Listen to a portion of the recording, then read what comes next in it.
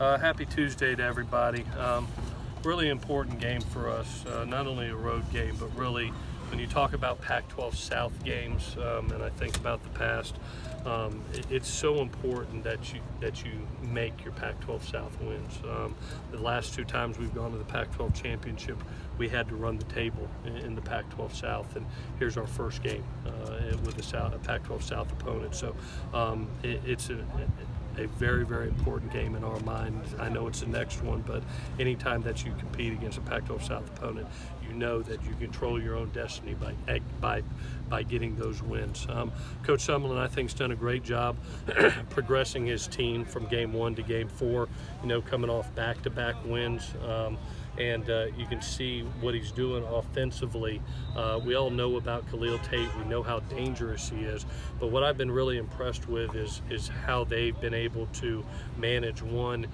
He's got an ankle right now that is limiting him, in the run game. But they've done a really nice job with Khalil in the RPO game and taking deep ball shots. They're leaning on the running back and J.J. Taylor, who did a heck of a job last week with like 286 yards versus Oregon State, and then mixing the RPO game and the play action shots off of it. And you look up and Khalil's throwing for 260 yards a game. They're rushing for 240, and they're an explosive offense, averaging 7 yards a play. The three wideouts, I think, are Sean Brown, as we saw last year, is extremely dangerous, and then you have Poindexter and Ellison on the outside too.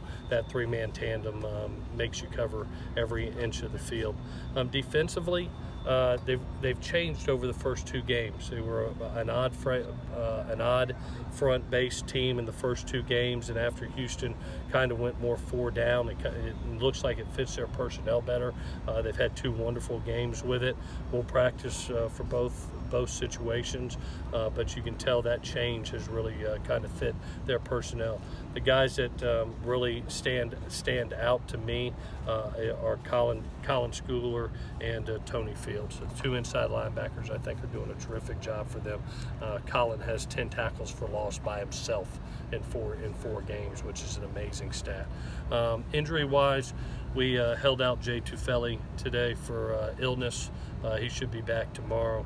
Porter Gustin was limited today, just being preventative with the knee.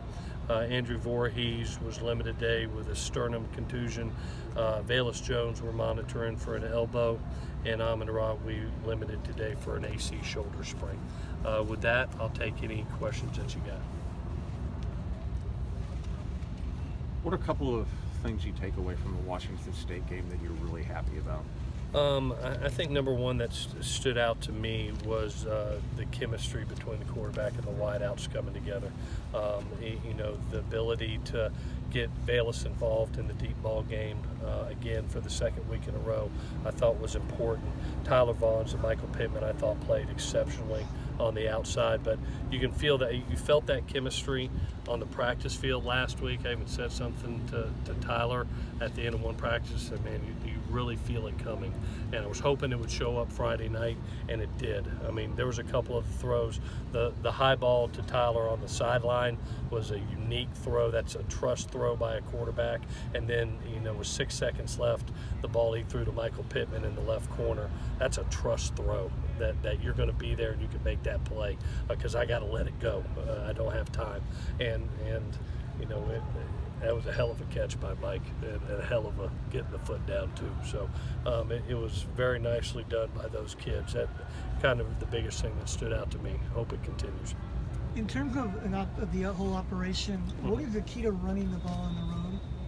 I think we did a nice job in Stanford on the road. Did not do as well a job versus Texas. I thought we handled the movement a little bit better, Adam, this past week. For us, I think it's about just doing our assignments, sticking to our fundamentals and techniques. I don't want to change what happened last week. I thought the offensive line took a step forward.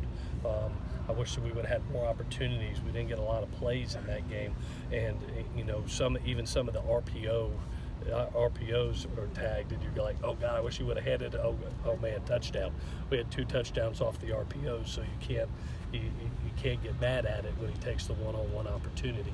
But I think the availability for our offensive line to have another game of just doing the right thing assignment-wise, because they're big enough, they're strong enough, they have physicality. They showed that last game.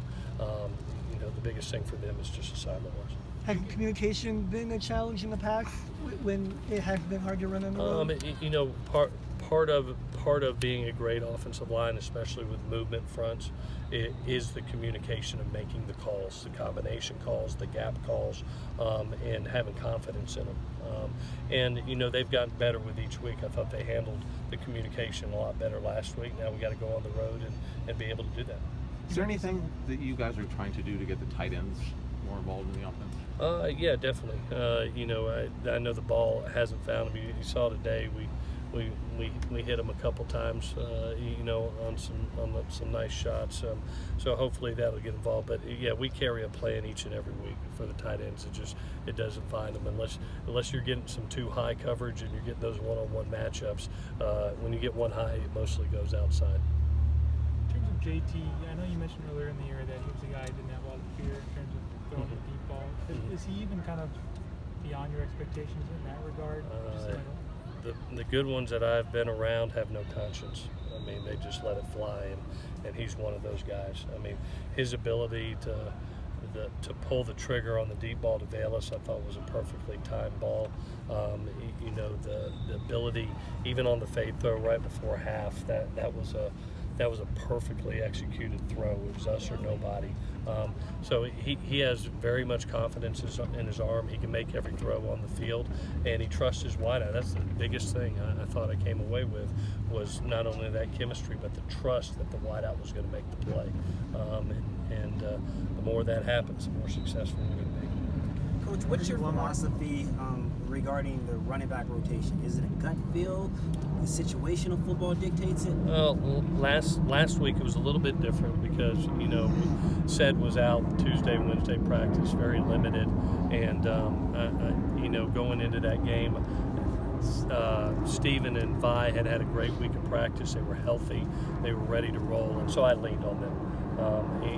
Obviously, you want to get a guy going, you get him cranked up. There are some situational things. I think Vi has done a tremendous job of being a short yardage goal line runner. And even in the 4-minute, I thought he did a wonderful job of running through linebacker and safety tackles. I mean, he's a load in between the tackles. Steven is that home run hitter. He's just what you saw on the opening drive. He busts out for 50 yards.